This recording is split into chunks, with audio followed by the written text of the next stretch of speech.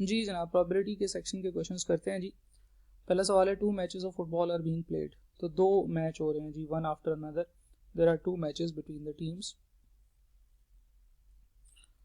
A and B.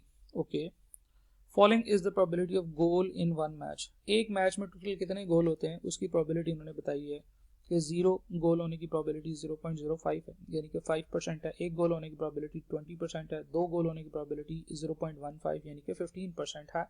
3 गोल होने की probability भी 15% है।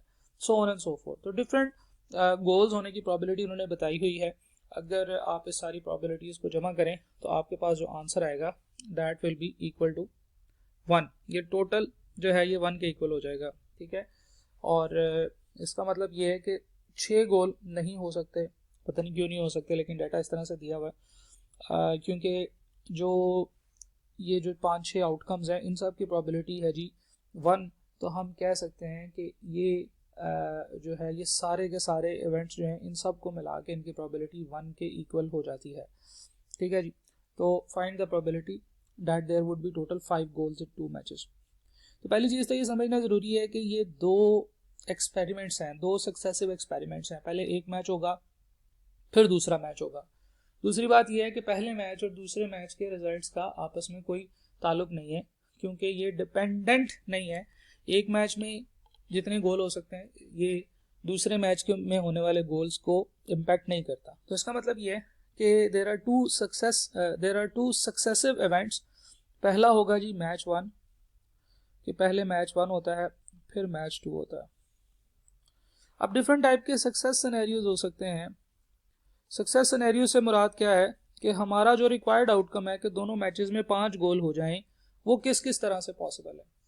एक सक्सेस सिनेरियो तो ये हो सकता है, पहला कि पहले मैच में कोई गोल ना हो और दूसरे में 5 गोल हो जाएं। दूसरा सक्सेस सिनेरियो ये हो सकता है कि पहले मैच में 1 गोल हो, दूसरे में 4 गोल हो जाएं। तीसरा सक्सेस सिनेरियो ये हो सकता है कि पहले में 2 गोल हो जाएं और तीसरे में 3 गोल हो। चौथा सक्सेस सिनेरियो जो है वो ये हो सकता है कि पहले में 3 गोल हो जाएं, दूसरे में 2 हो जाएं। पांचवा सक्सेस सिनेरियो जो है वो ये हो सकता है कि पहले में 4 गोल हो जाएं, दूसरे में 1 गोल हो। और छठा सक्सेस सिनेरियो ये हो सकता है कि पहले में 5 गोल हो जाएं, दूसरे में कोई गोल ना हो। तो हर सिनेरियो के अंदर हमारा जो रिक्वायर्ड आउटकम है वो आ जाएगा। और रिक्वायर्ड आउटकम क्या था कि जनाब टोटल 5 गोल होने चाहिए। अगर हम सक्सेस सिनेरियो 1 की बात करें तो टोटल 5 गोल ही हो रहे हैं ना 2 मैच में। अगर हम सक्सेस सिनेरियो 2 की बात करें तो भी टोटल 5 गोल हो रहे हैं 2 मैचेस में। तो इन सारे सक्सेस सिनेरियोज की प्रोबेबिलिटी हम लोग फाइंड कर लेंगे और फिर उसके बाद उनको ऐड कर लेंगे, तो हमारे पास जो टोटल आएगा that will be the total probability of 5 goals in 2 matches. अच्छा, 0 गोल होने की प्रोबेबिलिटी कितनी है, इसके साथ ही इसकी प्रोबेबिलिटी लिख लेते हैं 0.05 है जी। और 5 गोल होने की प्रोबेबिलिटी कितनी है, 5 गोल होने की प्रोबेबिलिटी भी 0.05 है। हमें पता है कि सक्सेसिव सिनेरियोज जो होते हैं वन आफ्टर अनदर, इन दोनों की प्रोबेबिलिटी फाइंड आउट करनी हो कंबाइंड, तो हम इन दोनों की प्रोबेबिलिटीज को आपस में मल्टीप्लाई करते हैं।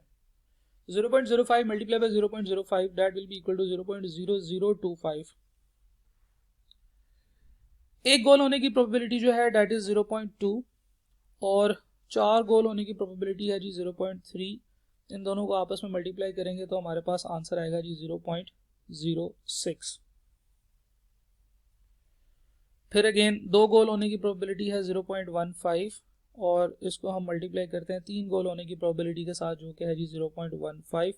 तो हमारे पास आंसर आ जाएगा जनाब क्या, 0.0225। आगे चलते हैं जी। 3 गोल होने की प्रोबेबिलिटी है जी 0.15 और 2 गोल होने की प्रोबेबिलिटी है 0.15। तो अगेन ये 0.0225 आ जाएगा। 4 गोल होने की प्रोबेबिलिटी है 0.3 और 3 गोल होने की प्रोबेबिलिटी है जी 1 गोल होने की प्रोबेबिलिटी है 0.2। तो आ जाएगा जी 0.06। और जो आखिरी आउटकम है हमारे पास, आखिरी सक्सेस सिनेरियो है जी 5 गोल होने की प्रोबेबिलिटी है 0.05 मल्टीप्लाई बाई 0 गोल होने की प्रोबेबिलिटी है 0.05 यानी कि 0.022 0.0025। तो जब आप इन सबको जमा करेंगे तो ये बन जाएगा 0.17 या 17%। तो हमारा जो क्वेश्चन है उसका आंसर ये है कि जनाब 17% इज़ द प्रोबेबिलिटी कि जनाब दो मैचेस के अंदर टोटल 5 गोल होंगे। नेक्स्ट क्वेश्चन की तरफ चलते हैं जनाब। क्वेश्चन 5.2 सेम क्वेश्चन है जस्ट लाइक 5.1। तो आपने 5.1 अगर कर लिया है तो क्वेश्चन 5.2 आपने खुद करना है। सेम क्वेश्चन है, सेम सिनेरियोज हैं, सिर्फ थोड़ा सा प्रोबेबिलिटीज में फ़र्क है और उसको आपने सॉल्व करना है। नेक्स्ट क्वेश्चन की तरफ चलते हैं 5.3। The value of 0 factorial is equals to, आपको पता है कि 0 फैक्टोरियल जो है वो 1 के इक्वल होता है and 1 factorial is also equal to 1। खैर ये आप कैलकुलेटर से भी कर सकते हैं। आपको पता है कि अगर हम 0 के साथ फैक्टोरियल लिखना चाहें तो हम 0 फैक्टोरियल करेंगे और आपके पास इसका आंसर आ जाएगा 0 फैक्टोरियल का शिफ्ट, और ये x रेज टू पावर -1 के साथ जो है ना वो जब हम लगाएंगे तो ये देखें x फैक्टोरियल येलो कलर में लिखा हुआ है इसके ऊपर। तो इसका मतलब ये है कि जब हम शिफ्ट का बटन प्रेस करते हैं तो फिर उसके बाद ये जो इसके ऊपर येलो कलर में फंक्शन लगा होता है वो अप्लाई होता है। तो 0 फैक्टोरियल भी 1 है और 1 का फैक्टोरियल भी 1 के इक्वल है। नेक्स्ट क्वेश्चन की तरफ चलते हैं 5.4।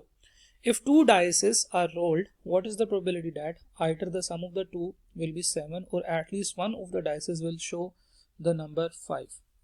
अच्छा जी, ये दो डाइसेस आपने रोल किए हैं। ये इसके बारे में हम लोगों ने बात की थी कि there is a method of solving the successive events, और वो मेथड है, वैसे तो डिफरेंट मेथड्स थे। एक मेथड हम लोगों ने पढ़ा था कंबाइंड सैंपल स्पेस का, कि ऐसी आइटम्स जिनके अंदर आउटकम्स इतने नहीं होते हैं हम उनके अंदर कंबाइंड सैंपल स्पेस बना लेते हैं। कंबाइंड सैंपल स्पेस आपको याद होगा कि हम लोग कहते थे कि 1 1 है, 1 2 है, 1 3 है, 1 4 है, so on and so fourth. इस तरीके से हम लोग कंबाइंड सैंपल स्पेस बनाते होते थे और हम कहते थे कि इस कंबाइंड सैंपल स्पेस के अंदर टोटल 36 आइटम्स होती हैं और हर आइटम में फिर हम देख लेते थे कि जो हमें रिक्वायर्ड आउटकम चाहिए वो कंबाइंड सैंपल स्पेस में कितनी दफ़ा आ रहा है। तो जनाब ये सारी कंबाइंड सैंपल स्पेस ड्रॉ करने की ज़रूरत नहीं है, क्योंकि आप आहिस्ता आहिस्ता आप लोग इस काबिल हो गए हैं कि आपको ये कंबाइंड सैंपल स्पेस मेमोराइज हो गई है, आपके जहन में ये छप गई है। तो अब आप सिर्फ वो वाले जो कंबाइंड सैंपल स्पेस की आइटम्स हैं जो इस कैटेगरी को या इस सिचुएशन को पूरा करते हैं उनको फाइंड आउट कर सकते हैं। अच्छा, अगर आप देखें तो उसने कहा है either the sum of the two will be 7 और at least one of the dices will show the number 5। तो हमें एक्चुअली एक प्रोबेबिलिटी फाइंड करनी है और वो प्रोबेबिलिटी क्या है जी, सम 7 और शो 5। इन दोनों में जो है वो हम लोग फाइंड आउट करेंगे, यानी कि प्रोबेबिलिटी उन आइटम्स की जिनका सम 7 है, फिर प्लस करेंगे हम प्रोबेबिलिटी वो जो शो करते हैं 5, और एटलीस्ट एक इनमें से जो है ना वो 5 है। फिर हम लोग माइनस कर देंगे वो वाली प्रोबेबिलिटी जिनका सम भी 7 है एंड शो 5। ठीक है जी, तो ये एक तरह से एडिशनल लॉ हो गया है और लॉ हो गया है। एक ही एक्सपेरिमेंट के अंदर आपको दो डिफरेंट आइटम्स की प्रोबेबिलिटी फाइंड आउट करने के लिए कहा गया। अच्छा, सबसे पहले हम देखते हैं कि सम 7 कितने आउटकम्स का होता है। हमें पता है कि टोटल 36 आउटकम्स हैं। 7 जो सम है वो किस किस का होगा। 7 सम होगा जनाब 1 और 6 का, 2 और 5 का, 3 और 4 का, 4 और 3 का, 5 और 2 का और 6 और 1 का, यानी कि 1 2 3 4 5 और 6।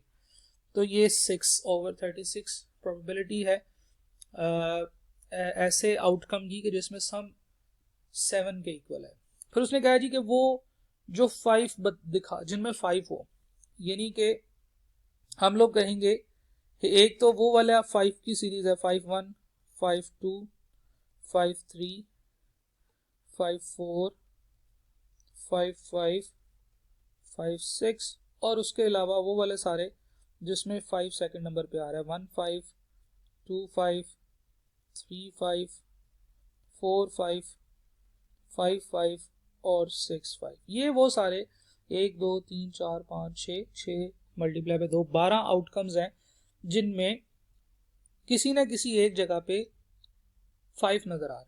लेकिन अगर आप गौर से देखें तो ये दोनों मैंने सेम लिख दिए हैं, तो इनमें से एक मुझे मिटाना पड़ेगा क्योंकि ये ऑलरेडी उधर कवर हो चुका है। So there are 11 outcomes that shows total of 5।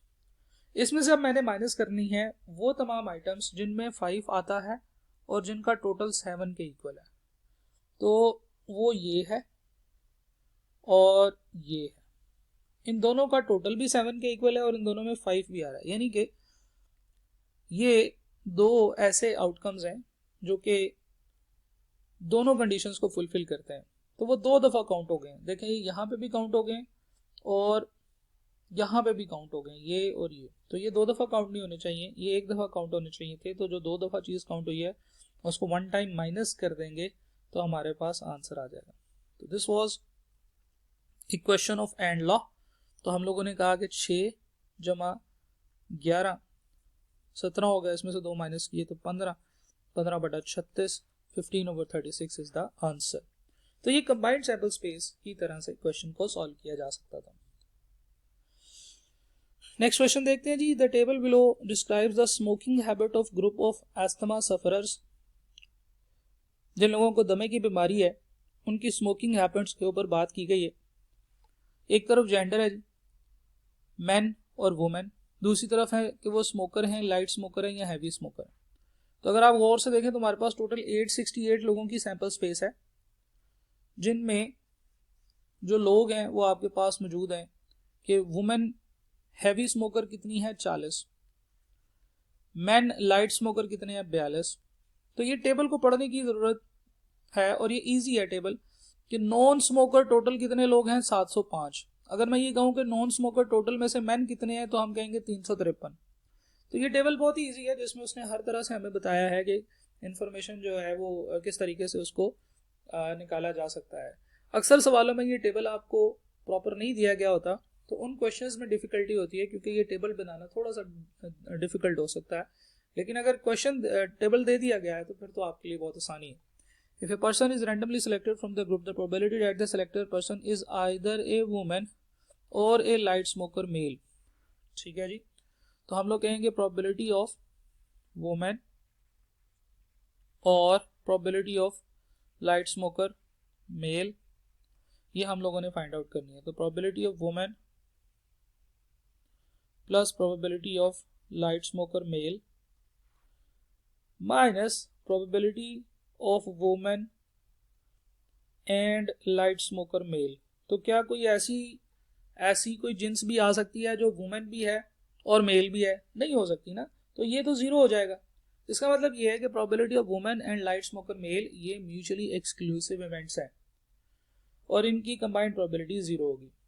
ठीक है, तो हम इसे लिखें या ना लिखें इससे कोई फर्क नहीं पड़ता क्योंकि ये आंसर इसका 0 ही आना है, तो मैं इसे मिटा देता हूँ। तो प्रोबेबिलिटी ऑफ वुमेन, टोटल आपके ग्रुप में टोटल कितनी वुमेन्स हैं 424 है जी और टोटल अमाम 868 है।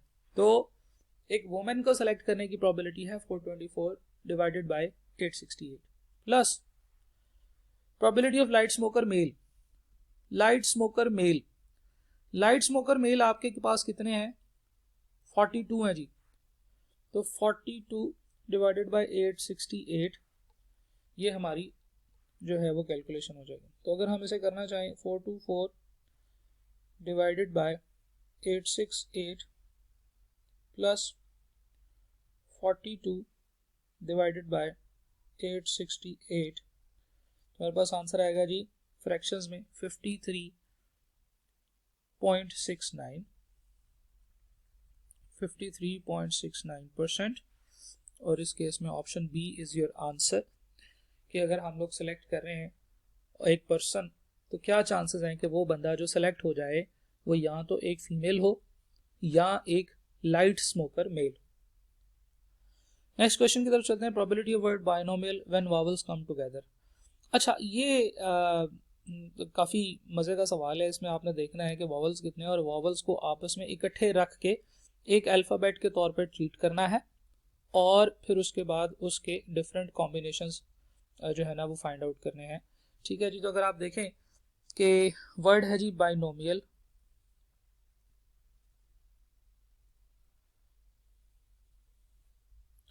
और इसमें वॉवल्स कितने हैं? इसमें वॉवल्स हैं आई, ओ, आई और ए। तो हम ये करते हैं कि इन सारे के सारे वॉवल्स को बाहर निकाल लेते हैं और फिर उसके बाद जो हमारे पास रह जाएगा वो हमारे पास 5 ऐसे आइटम्स हैं जिनको कि हम लोगों ने जिनके कॉम्बिनेशंस फाइंड आउट करने हैं। ठीक है जी। तो हमारे पास है जी बी, एन, एम, एल और एक शॉपर जो कि वॉवल्स का है। ठीक है जी। तो अब आपके पास 1, 2, 3, 4 और 5 हैं, 5 आइटम्स हैं जिनके आपने डिफरेंट टाइप के ऑर्डर्स फाइंड आउट करने हैं। Probability of word binomial when vowels come together. अच्छा, ये प्रोबेबिलिटी का वर्ड ना ठीक नहीं है, ठीक है। प्रोबेबिलिटी नहीं फाइंड आउट करनी है आपने, क्योंकि प्रोबेबिलिटी का आंसर तो डेसिमल्स में आता है। अब अगर आप गौर से देखें तो ये हमारे पास है जनाब 5 आइटम्स जिनकी हम लोगों ने परम्यूटेशंस फाइंड आउट करनी है। ठीक है। तो ये जो प्रोबेबिलिटी का वर्ड है, this is actually not probability, ये इसको कहना चाहिए था परम्यूटेशंस।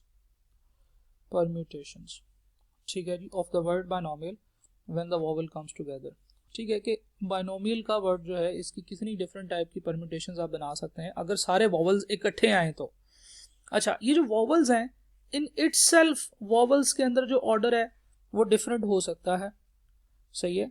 यानी कि पहले तो हम लोग यहाँ पे देखेंगे कि वॉवल जो है वो बाइनोमियल के वर्ड के साथ किस तरह से आता है, लेकिन उसके बाद हमें ये भी देखना होगा कि ये जो वॉवल्स हैं ये किस ऑर्डर में आए। क्या ये आई ओ आई ए करके आए, या आई आई ओ ए करके आए, ठीक है, या ओ आई आई ए करके आए। ठीक है। तो इनके डिफरेंट टाइप के इनके भी जो है ना वो डिफरेंट टाइप की परम्यूटेशंस होंगी जो कि इस जगह पे अप्लाई होंगी। अब इवन इन इटसेल्फ ये वॉवल जो है बी, एन, एम, एल के साथ भी डिफरेंट पोजीशंस पे हो सकता है। यानी कि बी पहले आ जाए, वोवल के तीनों कॉम्बिनेशंस बाद में आ जाए, एन, एम और एल जो है वो उसके बाद आ जाए, और ये वोवल के अंदर फिर डिफरेंट टाइप के ऑर्डर्स आ जाएं। पहले आई आई आई ओ आई ए आ जाए, आई आई ओ ए आ जाए, ओ आई आई ए, पता नहीं ये क्या करवाना शुरू कर दिया। ठीक है। ये तो वो जो एक गूंगा होता था गोलमाल में, मुझे वैसी बातें करते हुए लग रहा हूँ मैं कि वो भी इसी तरह से बोलता होता था। खैर, तो कहने का मतलब ये है कि ये समझना ज़रूरी है कि इसमें स्टोरी क्या है। इसमें स्टोरी है कि जब आप वॉवल्स को इकट्ठा कर देते हैं ना, तो इन इट्स सेल्फ सारे वॉवल्स जो हैं उनके अंदर जो अरेंजमेंट है, जो उनकी प्लेसमेंट है वो डिफरेंट हो सकती है, और हर एक जो है एक नई परम्यूटेशन निकल आएगी।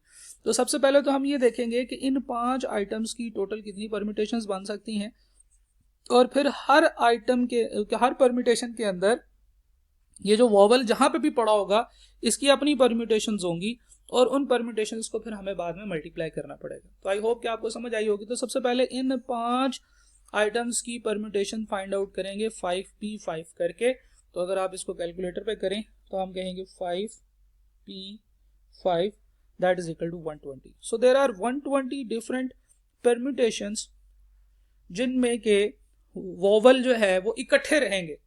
अब हर वॉवल की अपनी भी डिफरेंट टाइप की परम्यूटेशंस हैं। यानी कि अगर आप गौर से देखें तो 4 आइटम्स है वॉवल के, लेकिन इनमें कुछ ऐसे आइटम्स भी हैं जो कि आइडेंटिकल हैं। तो हमने कहा था कि जब कुछ आइटम्स आइडेंटिकल होते हैं, जैसे आई और आई आइडेंटिकल है, तो जब ये आइटम्स आइडेंटिकल होते हैं तो इसकी परम्यूटेशंस फाइंड आउट करने का तरीका होता है X factorial over N factorial. और एन के बारे में हमने कहा था आई फैक्टोरियल, यानी कि आइडेंटिकल आइटम्स जो है वो फैक्टोरियल उसका लेना होता है। तो 4 का फैक्टोरियल डिवाइडेड बाय जो आइटम्स जितनी दफा रिपीट हो रही हैं उतने का फैक्टोरियल, यानी कि 2 फैक्टोरियल। तो आई 2 दफा है, 0 जो है वो 1 दफा है 1 फैक्टोरियल, और ए जो है वो भी 1 टाइम है 1 फैक्टोरियल। तो यानी कि इस तरीके से हम लोग इनके अगर आइटम्स ऐसी हो जो कि आइडेंटिकल हो यानी कि रिपीट हो रही हो तो हम क्या करते हैं। तो ये जो 1 फैक्टोरियल है इसका भी आंसर 1 आता है, 1 फैक्टोरियल का आंसर भी 1 आता है, तो हम इनको छोड़ देते होते हैं अक्सर। ठीक है, तो अगर आप कैलकुलेट करें तो हमारे पास आंसर आएगा जी 4 फैक्टोरियल, 4 फैक्टोरियल, वाई शिफ्ट क्यों नहीं प्रेस हो रहा, हाँ अब हो गया, 4 फैक्टोरियल डिवाइडेड बाय 2 फैक्टोरियल, तो आपके पास आंसर आता है जी 12।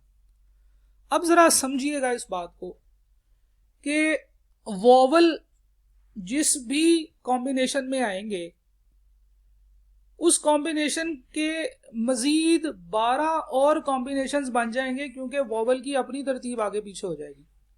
ठीक है, मैं जरा इसी कॉम्बिनेशन के, ये जो आपके सामने नजर आ रहा है, इसी परम्यूटेशन के इसके आपको कॉम्बिनेशंस बना के देता हूं।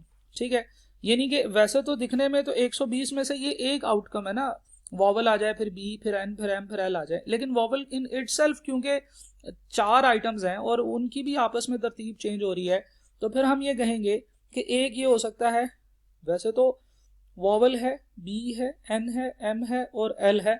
अब वॉवल के अंदर चलते हैं, वॉवल में एक हो सकता है आई ओ आई ए, बी एन एम एल, फिर हो सकता है आई आई ओ ए, बी एन एम एल, फिर हो सकता है ए आई आई ओ, बी एन एम एल। तो एक्चुअली क्योंकि वॉवल के अंदर भी 4 आइटम्स हैं जो कि बार बार डिफरेंट कॉम्बिनेशंस के साथ आ रही हैं, इसलिए ये जो 120 है ना, इसमें से हर एक आउटकम के 12 मजीद वेरिएशंस बनेगी। तो इसका मतलब ये है कि जो हमारे पास टोटल बनेगी वो 120 इंटू 12 यानी कि 1440 डिफरेंट परम्यूटेशंस बनेगी बाइनोमियल की, अगर हम वॉवल्स को इकट्ठा ले आते हैं। अगर वॉवल्स को इकट्ठा कर दें, वॉवल्स एक दूसरे के साथ मिलकर आए, तो फिर हमारा जो आंसर होगा वो ये होगा। तो आई होप कि ये चीज आपको समझ आई होगी। नेक्स्ट क्वेश्चन की तरफ मूव करते हैं। Which of the following statement is correct about the पाशी प्राइस इंडेक्स। इंडेक्स नंबर का क्वेश्चन है, इसको इंडेक्स नंबर में ही करेंगे, इसको मैं यहां से रिमूव कर दूंगा।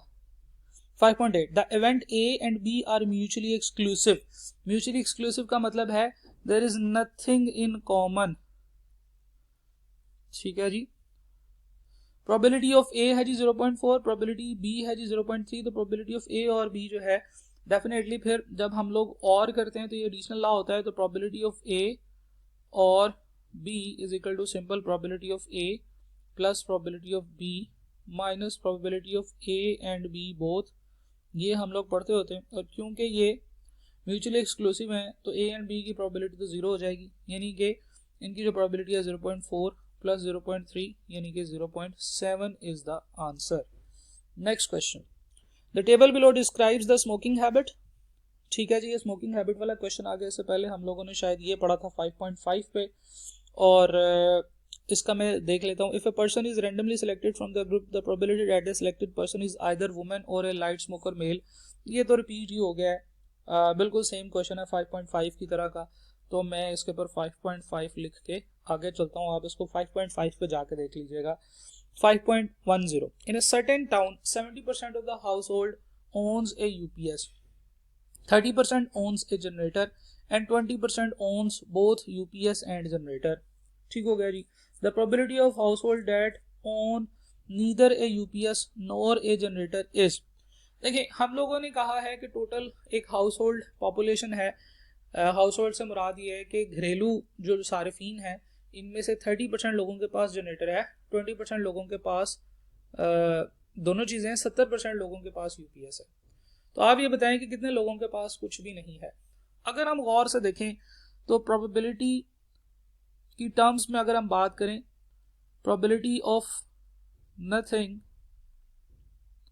उसने कहा था ना neither a UPS nor a generator, तो मैं प्रोबेबिलिटी ऑफ नथिंग कह देता हूं is 1 minus probability of UPS और जनरेटर। क्या ख्याल है? अगर मुझे ये पता चल जाए कि कितने लोगों के पास यूपीएस है या कितने लोगों के पास जनरेटर है, या मतलब कितने लोगों के पास इन दोनों में से कोई भी एक चीज़ है, प्रोबेबिलिटी ऑफ यूपीएस और जनरेटर, तो फिर हम उसको 1 में से माइनस करके ये कैलकुलेशंस कर सकते हैं। अच्छा, अगली बात देखते हैं, प्रोबेबिलिटी ऑफ यूपीएस और जनरेटर जो है उस क्या होगा जी, प्रोबेबिलिटी ऑफ यूपीएस और जनरेटर, ये क्या होगा जी, ये होगा जी probability of UPS plus probability of generator. अब क्योंकि ये और है तो इसमें से हम माइनस करेंगे probability of UPS and generator both. तो ये डाटा उसने दिया हुआ है, यूपीएस की प्रोबेबिलिटी है जनाब 0.7, जनरेटर की प्रोबेबिलिटी है जनाब 0.3 और कंबाइंड प्रोबेबिलिटी है जनाब 0.2। तो हम लोग कहते हैं कि देयर इज टोटल 0.8 प्रोबेबिलिटी जिन लोगों के पास यूपीएस या जनरेटर इन दोनों में से कोई एक चीज़ है। अब ऊपर आते हैं, ऊपर वाले पार्ट में दोबारा से कि 1 माइनस प्रोबेबिलिटी ऑफ यूपीएस और जनरेटर। तो यूपीएस की जो प्रोबेबिलिटी है और या जनरेटर की प्रोबेबिलिटी है डेट इज 0.8। तो ऐसे लोग जिनके पास कुछ भी नहीं है उनकी प्रोबेबिलिटी है 0.2। तो 20% is the probability the population of the हाउस होल्ड that owns neither a UPS nor a generator. तो ये जनाब प्रोबेबिलिटी के रूल्स भी लगा के हम लोग यहाँ पे ओवरऑल पॉपुलेशन का अंदाज़ा लगा रहे हैं कि इन लोगों के पास क्या है और क्या नहीं है।